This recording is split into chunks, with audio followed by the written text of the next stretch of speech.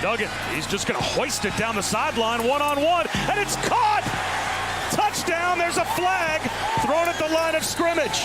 Does Savion Williams have an icing on the cake touchdown? Welcome to the Big 1-2 on 365 Sports. Howard throws it down the field. On target, Kane Warner. 38-yard score. Now here's Paul Catalina. Welcome into the Big 1-2 here on 365 Sports. Paul Catalina, Jacob Wilson. Roy Ogletree is in on the border right now. Oh yeah, not in and on the border. He is on the actual physical border. On the actual physical. He's in McAllen covering the election for KWTX. So his real job took precedence. I don't envy that particular task, but somebody's got to do it, right? Yes, yeah. I would. I got to tell you, one of the reasons I got into sports was sitting in a room waiting for a guy to come out and be like, we won, or like, we lost. Not a thing I want to do. I like post-game press conferences where they come out 20 minutes, boom, and you're done. Not having to wait all that other stuff. I couldn't do it. So yeah, I part of the reason I left the Marine Corps was so I could inch away from government work. And even though Royden isn't a government employee, he's still going to do government stuff right now. It's very government adjacent. Yes, it is. Yeah, right there. So crazy week in the Big 12 this week again. And I feel like Amber Says What on Seth Meyers, if you've ever seen that. But like it has been crazy, guys. But no, it was another crazy week. And, there are now 4 teams in the hunt. Yeah. It is TCU. It is Texas. It is Kansas State, and it's Baylor.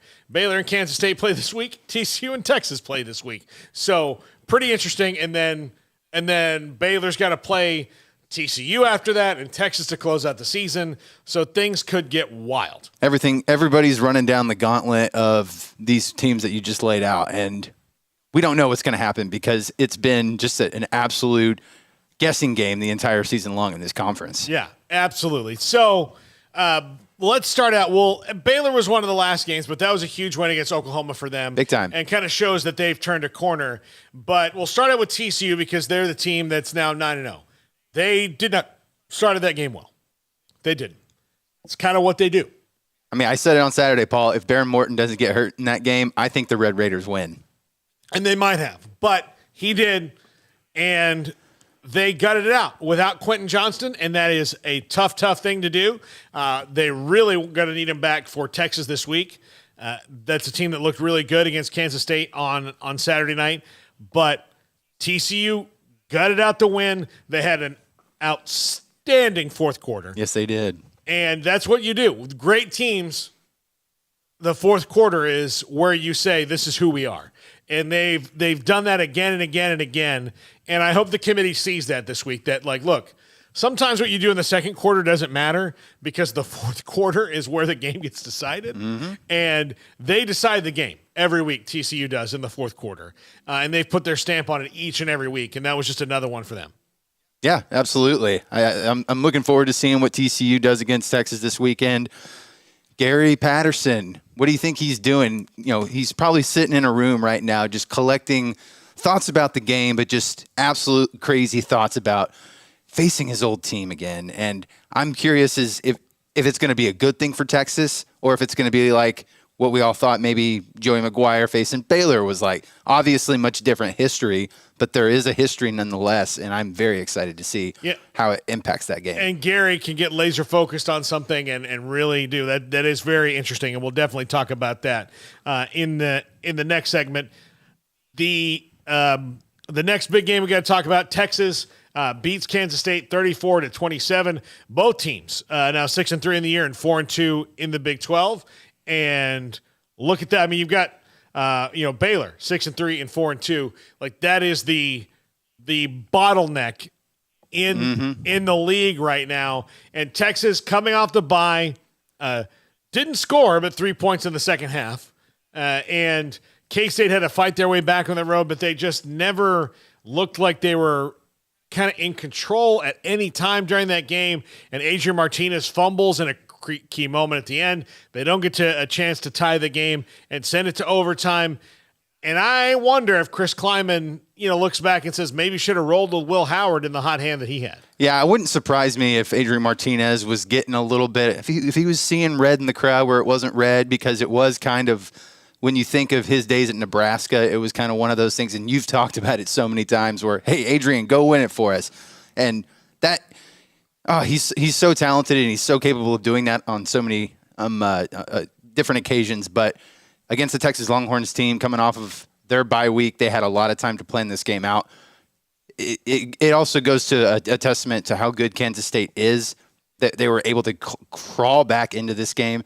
But ultimately, Texas was in control the entire time. Well, and look, what Texas did, they took away the consistency in the running game for Kansas State. That's where they're built. Adrian Martinez had 329 yards passing, 2 touchdowns and a pick. That's not what they want to do. 329 yards passing is almost bad news for Kansas State with Adrian Martinez is starting. Now, if Will Howard is, that's a different thing.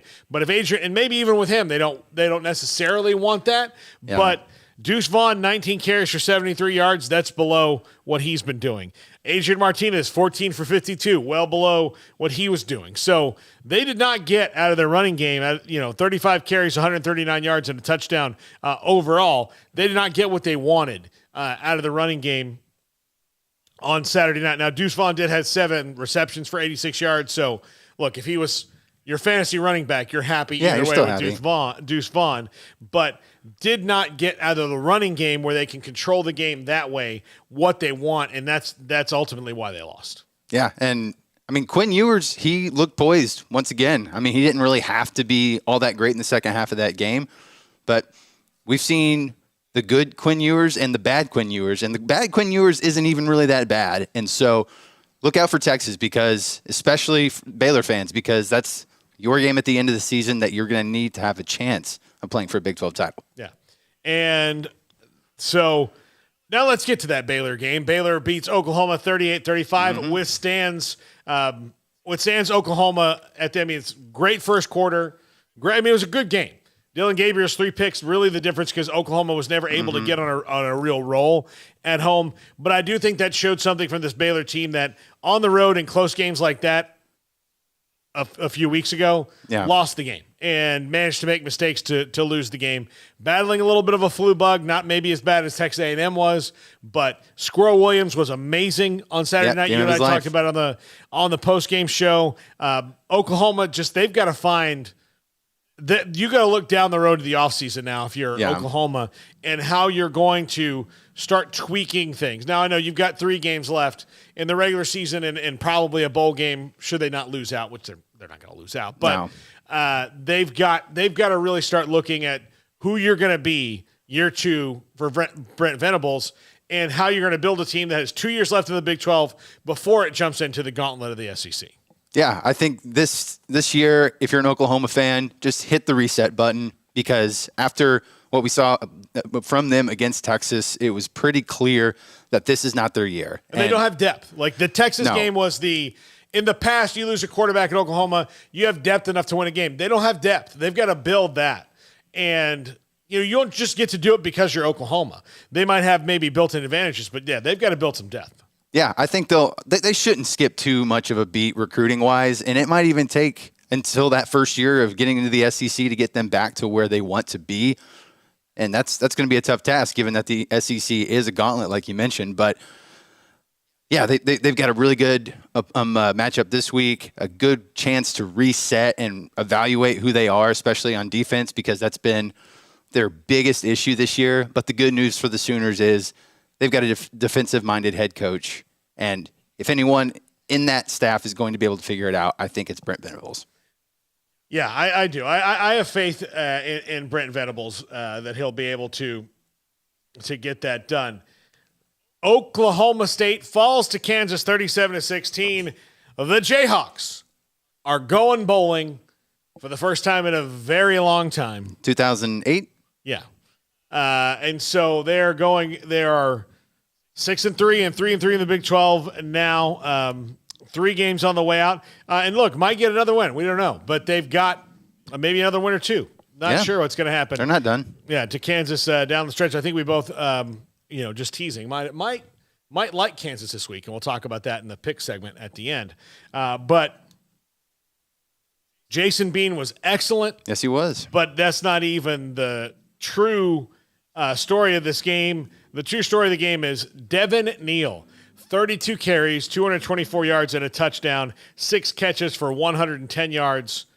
Just absolutely dominant. Yeah, Devin Neal had the game against Oklahoma State that I assumed that he was going to have against Baylor. Yeah. And so maybe he just he had that pent-up aggression from only having about 30-some-odd yards against the Bears and just unloaded it on this Oklahoma State team, which you feel for Mike Gundy because he is trying to plug up a ship that is it's got gaping holes, and he's trying to use kid-sized Band-Aids because of the injuries. They're piling up. You've lost your starting quarterback. You've lost a lot of depth pieces on your defense, and I'm very curious to see what this Oklahoma State team can do the rest of the way because they came out looking really, really, really good. Yeah, too many injuries, and there's a couple teams that wish they had gotten Oklahoma State at different points in their schedule, for sure.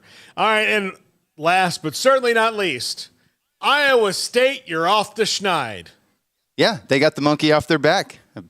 I bet it felt pretty good for Matt Campbell and the Cyclone community. But they've got another winnable matchup this week, and the Cyclones can do something. And did it with a great fourth quarter. Mm-hmm. Great fourth quarter. They have Oklahoma State this week on the road, and right about now is when you want to play Oklahoma State. Yes. That was a tough one for me to pick. I'll just tell you, just to preview that overall. I really feel like there's 2 picks this week I just want to change, but it's too late. You've made the graphics. I've made the graphics. I'll tell you this. I normally don't change from Monday to Friday when I make my picks for the show. This week, depending on some things, I might change. Mm-hmm. And I'll stick with this, but it's kind of like having 2 brackets in the tournament, in the tourney pool. Yeah, sometimes you either want to change something, or it's like when you're on DraftKings and you have that one lineup set in this big pool, and you just want to have another one there just in case the one you have there isn't going to pan out, you think. Yeah, this is that week for me, but congratulations to Iowa State, big fourth quarter. Got it done there for them. We'll take a break. We'll come back. We'll talk about the bottleneck. Texas, Kansas State, and Baylor in this conference, all jockeying for that spot. And right now it's TCU would have to. Yeah, they've pretty comfortably earned one of those spots, yeah. Unless absolute mayhem ensues. But yeah, those are the 3 teams. They've got their work cut out for them. I mean, I'm just doing this off my one more win, and then they've got it. I believe so. Now a loss takes them out of the national picture, but we're talking about this is not the big national right now. This is the big 1-2. So that's what we're talking about. Is the Big 12. When we come back, the bottleneck. This is the big 1-2, brought to you by Shorty's Pizza Shack at 12th and Bagby. If you live in Waco or you're coming to Waco, got to go to Shorty's Pizza Shack. It's amazing. I love it. One of my favorite places in the entire world to hang out and sit and eat and hang out with your friends. We'll talk about them throughout the show as well, just so that as you come and go, you can hear the great things about Shorty's Pizza Shack, including all the times that Jacob remembers and doesn't remember being there when he was a student at Baylor. That is Shorty's Pizza Shack, and this is the big 1-2. Shorty's Pizza Shack at 12th and Bagby is a homegrown, locally owned pizza place that's out of this world. Everything from the dough, the sauce, the sausage topping is made fresh in-house. Not to mention the amazing pizza pillows, the chicken wings are to die for. Try the Sikkim sauce, chili cheese fries or tots, plus great specials on food and drink every single day. Shorty's is also the perfect spot to watch the game with your friends. Shorty's Pizza Shack at 12th and Bagby. Tell them Paul sent you by. From the first workout to the last practice, sports is an incredible challenge. Hi, this is Dan Ingham with the First National Bank of Central Texas, and we're proud to support each athlete, every parent, and our educators. From families, small businesses, to the biggest industry, we're here to help. With remarkable products like First Free Checking, we've got banking ideas that fuel big dreams The First National Bank of Central Texas. Familiar faces making local decisions. Member FDIC, Equal Housing Lender. Born in Waco, Brotherwell Brewing exists to serve the Central Texas community with locally crafted beer of the highest quality. They want to bring Central Texas closer to the brewing experience so everyone can enjoy well-made beer as much as they do. For 2.5 years, they've been bringing high-quality beer to Central Texas at their location on Bridge Street in East Waco. Brotherwell Brewing believes in community and bringing people together to enjoy products made in their community. So for your game day, whether it's a tailgate or at home, stop by Brotherwell Brewing for high-quality craft beer made right here in Central Texas, 400 East Bridge Street, and check them out online at brotherwell.com.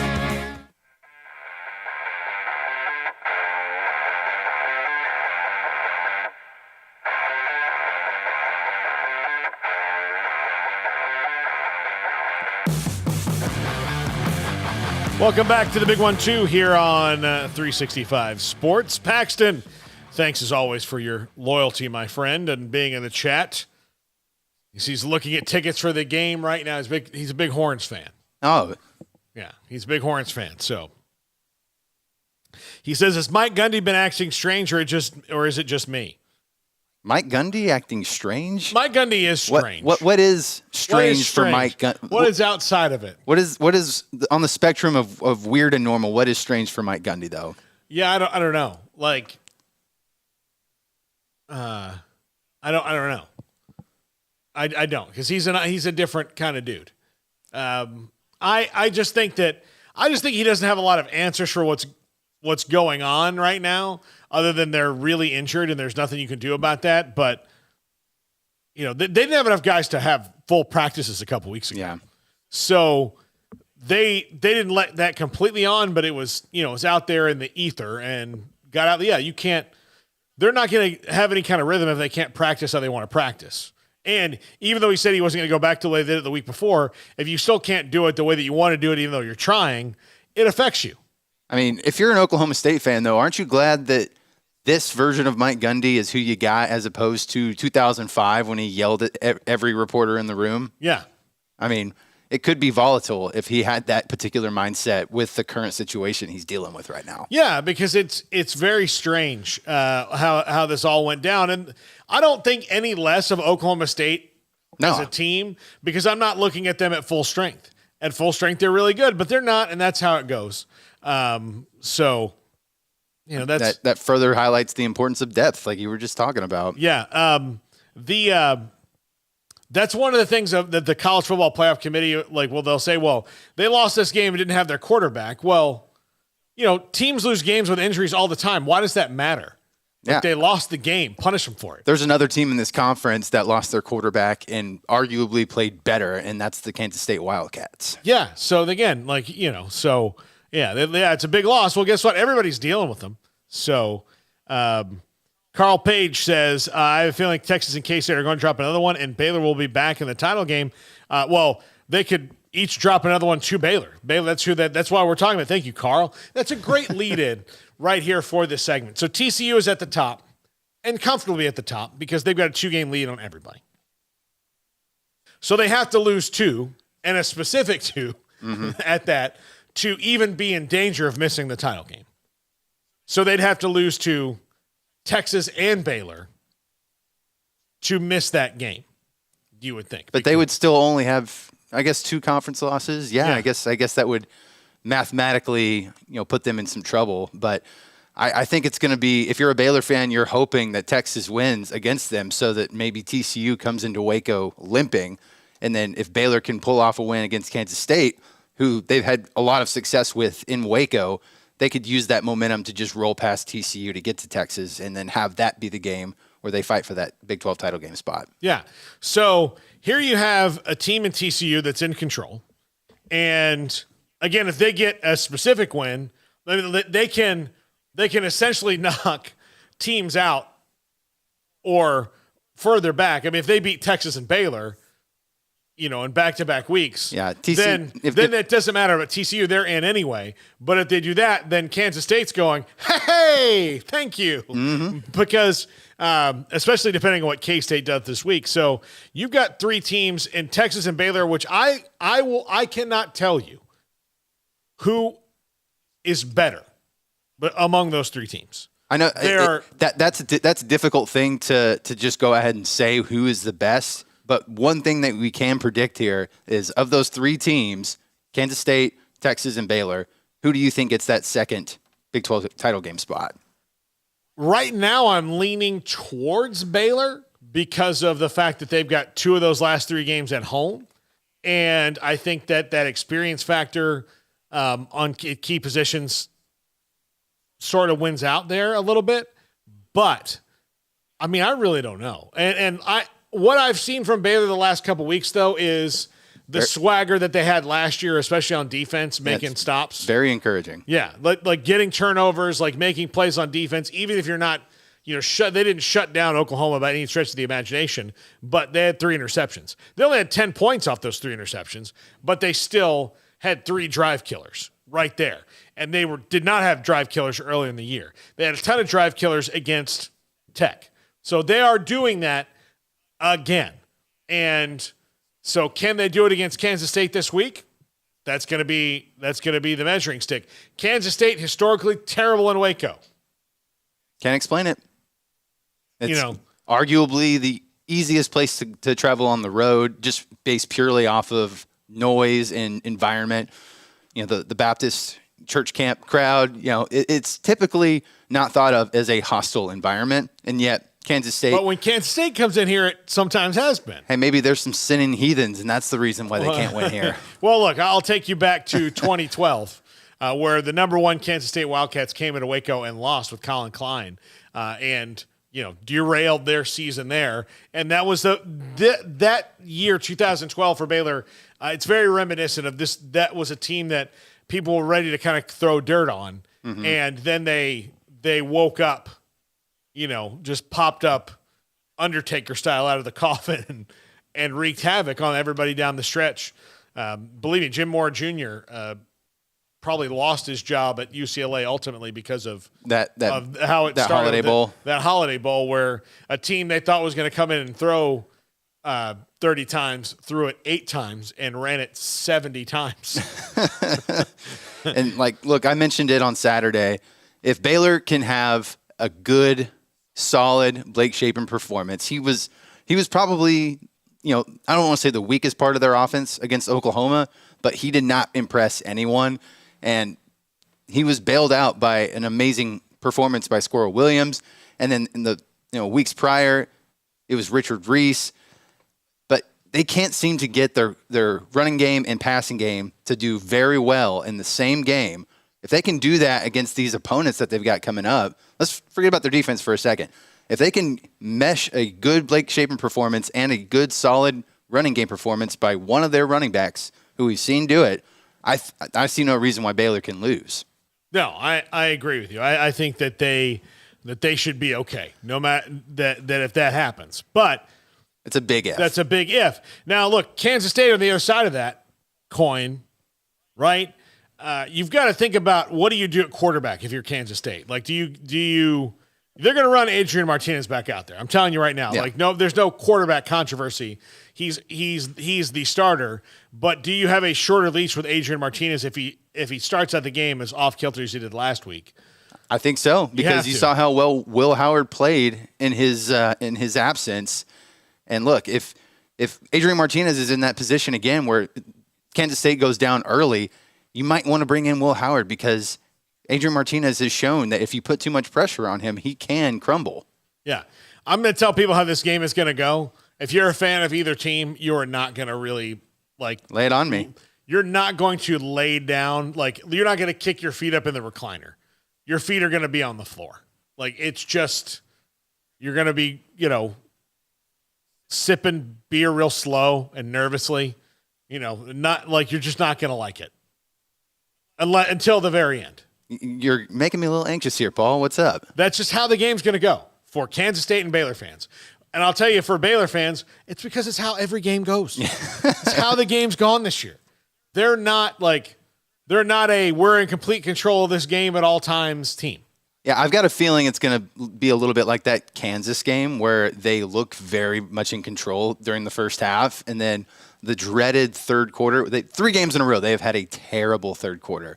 Kansas, Texas Tech, Oklahoma, they seem to want to throw a lifeline to their opponent, which these 3 games, you cannot afford to do that. If you throw Adrian Martinez a lifeline, he has a ceiling that's high enough to run away with a game if he doesn't feel the pressure. And so if you're Baylor, don't give him the lifeline. Keep your foot on the gas and go. For crying out loud. Yeah. And for Texas this week, they've got TCU. And if there was any hope of TCU fans like hoping that Gary Patterson, realized that it was best for both sides to move on and on to the next thing in their life, and that he has in any way forgotten that in spite of the fact that there's a freaking statue of him there, that he has been wronged in some way by TCU. If you think that, time and distance and nostalgia has crept into his mind and he thinks, man, I really did like Joe T. Garcia's, and man, that living on the, next to the Colonial and having a membership there was great. I love that. That was awesome. No, he's not thinking about that at all. I promise you, he's thinking, I have been wronged. I will be in this room with all the video of everything you've ever done. And I already know everything about you personally. Mm-hmm. I will concoct a plan that will befuddle you on Saturday. That is what he's doing. And almost specifically why he was brought in. Oh, yeah. Yeah, it was brilliant move by Texas to bring in a scorned Gary Patterson. And I've got a feeling, I don't wish this in any way whatsoever, but I've got a feeling that his statue is going to be spray painted orange before that game. And I think the culprit is Gary Patterson himself. Maybe so. There are going to be so many Gary Patterson storylines in this game, but I think he is secondary to what's going on at Texas right now, and that this team is good. They are good and they're consistent, and they should have beaten Oklahoma State. Texas Tech. That second half against Oklahoma State, inexcusable. But I think this team has something about it that you don't want to be close to them at the end, especially with Quinn Ewers getting, week by week, getting that experience and having those moments. They have so much talent at the skill positions. Yes, they do. So much. They could, if one thing is working well or not, lean on it completely. And especially that running game with Bijan Robinson and Roschon Johnson can close games. And TCU has not faced anyone like this yet. No. And they got their biggest, obviously, Kansas State. But, and look, they were behind in that game severely for a while. So I don't think that TCU can play the same kind of game against Texas that they have and expect it's going to be easy to come back. No, one thing I'll say for TCU, they're lining up against a team that athletically is very superior to them in just talent. But one of the things that I feel like people aren't talking about with TCU in this matchup specifically is they have faced adversity in games this year. They've been behind. They've had to come back. They've had to fight. And they have overcome that every single game. And Texas, on the other hand, the adversity that they have faced, they have crumbled at almost every chance that they had. And so that's what I am most looking for in this matchup here. And I think back to last week, they've got a talented quarterback opponent in Baron Morton, who is looking a lot better against them than he did against Baylor. And they've got an even more talented opponent in Quinn Ewers, a freshman quarterback. And they can't count on this TCU quarterback injury voodoo to continue, because Quinn Ewers, he's already been hurt. Hopefully he's gotten it out of the way. And so it's such an interesting game. It really is. By the way, Paxton says Gary Patterson can't coach according to Sark. That means he can't coach during the game. Here's the deal, though. They don't need him to. No. What he's done, and he did this is why it should scare everybody, because he clearly did it for Alabama, and he did it to Baylor last year. He got fired Out the door, he said to his coaching staff, "Here, do this." And guess what? Worked. So for Texas, all he has to do is sit in the lab all week long. He doesn't have to call a single play during the game. All he's doing is walking to them and going, "Hey, do this." Mm-hmm. That's what he's doing. He's building up that game plan for them. And that, I think, is the scariest thing about what Gary Patterson can do this week for Texas against TCU. It'll be interesting. We are going to make our picks next. And Jacob, I worked you over last week. Yeah, I'm still a little bit sore, Paul. Thanks for that. It was, if people had seen me doing that in the street, I would be behind bars right now. Just behind bars.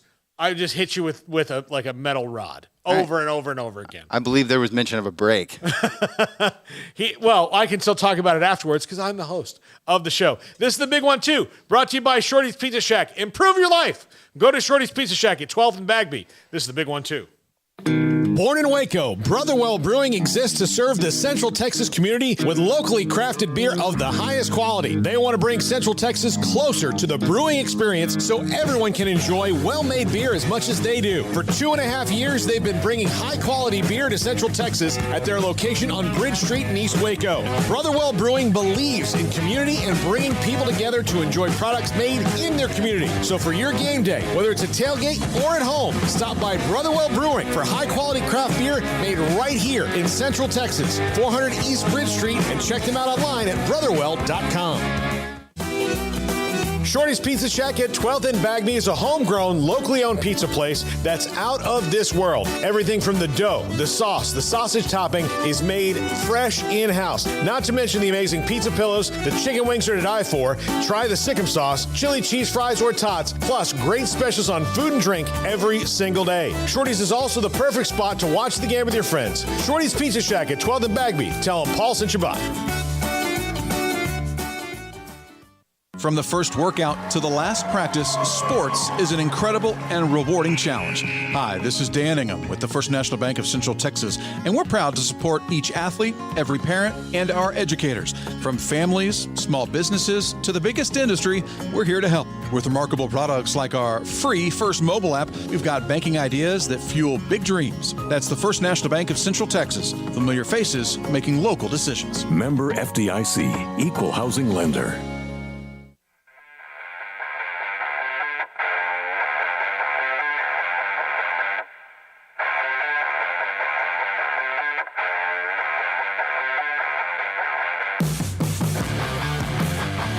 All right, it's time for the pick segment, which I'm sure Jacob hoped would never happen. But he's got to redeem himself this week. This is where I make a comeback, Paul. You know, I said last week if you didn't do better, you weren't going to get to make picks. And then Royden's not going to be here, so you get to. So I'm just going to say you get to make picks for the rest of the year. Right on. Make a new graphic for next week when Royden is back from doing political work. So let's start with the 11 o'clock game. Oklahoma at West Virginia. Jacob, I got OU in this one. I mean, I know they lost last week and they're a little downtrodden. West Virginia is spinning their wheels right now. There's lots of rumors about Neil Brown, most of which I've been told are not true by some West Virginia insiders. In fact, they might be keeping Neil Brown and doing kind of a Scott Frost readdressing of the staff. But I'm taking OU in this one. I don't think West Virginia has the defense to slow them down. I don't think so either, and I'm going with Oklahoma as well. I think this is the perfect opponent for Oklahoma to have coming off of this loss that they had against Baylor. And West Virginia, what I think, does Neil Brown just have coordinator face to you? Because he has not really – he's taken a ship that was floating, and it's just gradually sinking. Well, I would say this. I think Neil Brown – and Matt Wells, who was the coach at Texas Tech last year, have a lot in common in that they're both excellent football coaches. Like X and O, like game planning, that kind of stuff. But for their personalities are a little more subdued. And sometimes that works at a place. For example, Baylor. their coach is the most subdued person I might have ever met in my life. A walking sedative. You know, Tom Landry was subdued. Tony Dungy was subdued. All successful. But Neil Brown and Matt Wells were not the right guy at the right time in the right place. And I think Neil Brown and Matt Wells both will go on to a different place and be wildly successful. But it was not what West Virginia needed at the time. I think that's ultimately what's gonna be the answer either this offseason or probably next when Neil Brown goes.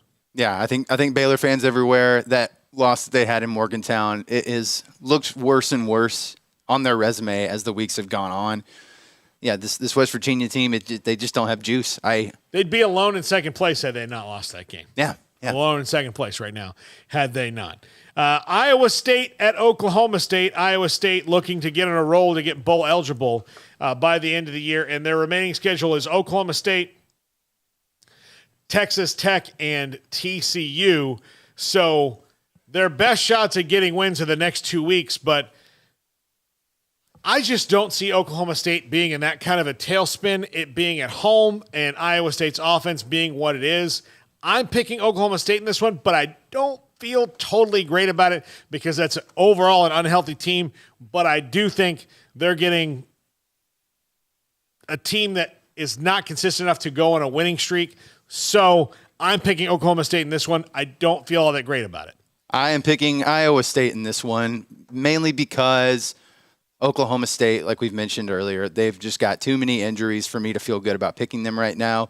Iowa State, you would think that they're riding a little bit of a high coming off their first conference win. They looked pretty good. Their offense was clicking better than it has in any other conference games this year. 31 points for a team out of the state of Iowa is a barn burner this year. And so I look for them to carry that over into a game against Oklahoma State, who is figuratively and literally limping along their schedule. Yeah, and Iowa State's defense still very good. Still very good. Still very, very good.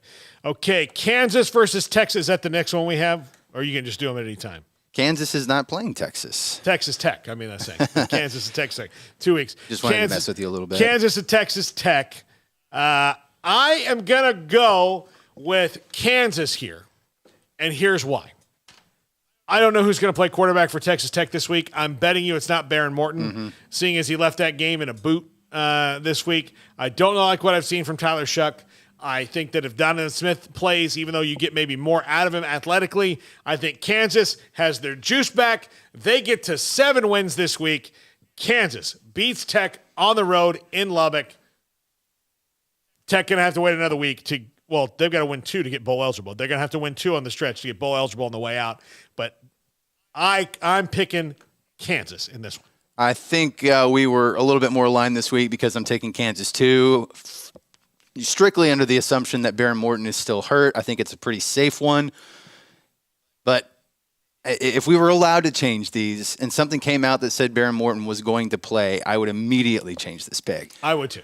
And look, Donovan Smith, I think that's who they should roll with. But I think that we'll probably see a good amount of snaps from both quarterbacks because they seem to, whether it's for injuries or just game flow, all these quarterbacks have seen significant time this year. And so this one was actually kind of tricky for me. But I think Kansas, they're coming off, the excitement and joy of becoming bowl eligible for the first time since 2008. And I think they carry that over into Lubbock this weekend. Yes. Okay. So let's go to Baylor versus Kansas State. The bottleneck games here to roll it out. Baylor's at home. Kansas State's not been great here. Baylor's the favorite right now by 3. I've seen as much as 6 or 7 in certain lines, but right now the line has moved to 3. I'm taking Baylor in this one. They're hot. They're at home. They don't have a quarterback. I don't think it's a controversy, but at least a question. It's going to be a white knuckler all the way through, but I think Baylor gets it done at home and beats Kansas State and stays in the race. I agree with you. It's not exactly good for argument's sake, but I'm going with Baylor as well. Look, like for everything you just said, they've looked really good the past couple of weeks. They have made very good quarterbacks look average or bad. And they've got Adrian Martinez, although he's a lot more experienced than Baron Morton was. He's got that athleticism to him. If this Bears defense can get in his face enough, pressure him, maybe force Will Howard into the game, that would make it interesting, because I think Will Howard could potentially come in late third quarter, fourth quarter, and try to mount a comeback. But ultimately, I think Baylor pulls it off in very stress-inducing fashion, like you mentioned earlier. Yeah, this is going to be – you're going to call your doctor and ask him if you need to be on Xanax after it, and he's going to look, it was just one game. Just one game. You're fine. Like, just one game. But, yeah, there might be some aftershocks to that one. That's how bad it'll be. And number 7, TCU. Again, I guess this is last week's CFP they're giving these rankings by, but TCU against Texas on the road in Austin at DKR. I can't believe I'm doing this, because I never believe in teams to go on streaks like this. Mm-hmm. Like, unless you're Georgia, Ohio State, I just don't believe it. I don't think it really happened. It does, because it doesn't. But I am picking TCU in this one to go 10-0, because I do think Quentin Johnson will play. If he doesn't, that changes their whole offensive dynamic. But I am picking TCU to overcome what will be a Gary Patterson-induced onslaught of different things, of picking at their weaknesses. I'm picking TCU in a classic. I think this will be an instant Big 12 classic. I mean, I think the writing is definitely on the wall for instant Big 12 classic. And I'm taking TCU as well, strictly for the reasons that I mentioned earlier, in that TCU has faced adversity and overcome it this year. Texas has also faced adversity and fallen flat on their face. I think it's going to be an absolute grinder. I don't think Texas's defense is going to look. Max Duggan, he did not look great last week, but I think he will get it together this week. And ultimately, I think it's going to be a very, very entertaining game where the Horned Frogs come out on top. Yeah. All right. And our incoming game this week, a really good one in New Orleans, the red hot green wave of Tulane and the suddenly warm Knights of UCF. In the Big Easy, Tulane's a 2-point favorite. I'm still riding the Gus bus. UCF. Mikey Keene on a roll. If John Rice Plumlee might be available, they've got that. Tulane has to lose again eventually. Again, I'm back to that. Like, they're really good. It doesn't change. My opinion will not change about either team, no matter what happens in this game, but I'm picking against Tulane and Willie Fritz, a guy who we had in the show a couple weeks ago. Love Willie Fritz. Always have loved Willie Fritz, but I'm picking UCF this week. And I'm picking Tulane. Yeah. Mainly because they're ranked higher. They've had a lot more impressive wins on their resume this year. Other than that loss to Southern Miss, I think that this Tulane team, if they hadn't have had that Hickey, they would be in that same realm. They're not as good as last year's Cincinnati team, but they would definitely be, getting talked about a lot more for, possible party spoilers for that, G5 CFP crasher. And so I'm riding with the Green Wave this week. I think that they look very, very good for an American Conference team. I don't mean to belittle the American Conference. There's plenty of good teams in there, but they are looking more impressive to me than UCF right now. By the way, the American Conference is about to get really, really interesting the last 3 weeks. UCF, here's Tulane's last 3 weeks. UCF, SMU, who Tanner Mordecai just went crazy. He went nuclear. Yeah, went nuclear last week against Houston, and Cincinnati on the way out before a potential conference championship game, but that all has to get determined these last 3 weeks. So really interesting stretch for the Green Wave. But UCF, the incoming Big 12 team, I'm taking the Knights. Jacob's taking the Green Wave. And those are our picks. Yeah, we only differ twice this week, so it'll be interesting. We were either riding together or sinking together. Yeah. I nearly went undefeated last week, Jacob. Well, but you didn't. I did not. If you were any good, you would have gone undefeated. Yeah, I should have picked Texas. I wanted to, and then I don't. Look, I'll admit, people who watch the show all the time know that I have an aversion to picking the Longhorns. That's how I grew up. But I do like this Texas team. They have more. I just think that I can't. I'm a little upset that Kansas State and Baylor and Texas and TCU are playing at the same time, because I want to watch both of those games. I do too. Yeah, I want to be able to watch them in toto, and I won't be able to. And so that's a bit of a bummer. But a great week in the Big 12. Thanks for watching us whenever you do. Whether it's now, whether it's later, whether it's now and later, whatever you do. Paul Catalina, Jacob Wilson. And of course, thanks to our fantastic sponsor, Shorty's Pizza Shack. If let's just say you're down in the dumps, Jacob. You just need a pick-me. You want to go around people that have a good vibe. You want to sit around, watch a game, have some delicious pizza, some amazing chicken wings, and, a little half pitcher of beer. I mean, if you have 2 half pitchers, that's just 2 drinks, right? I'm going to the doctor tomorrow. I'd like to say that I only have 2 drinks a week. There you go. Yes, I will call that. A couple half pitchers, and then just watch the troubles of the world melt away.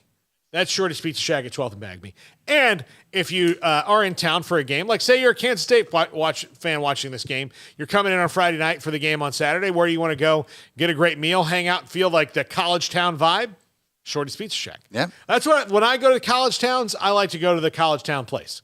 Get the vibe. Mm-hmm. Shorty's is one of our places where you can certainly get that, especially on a Friday night. So go to Shorty's Pizza Shack at 12th and Bagby. Tell them you heard about it here on 365 Sports.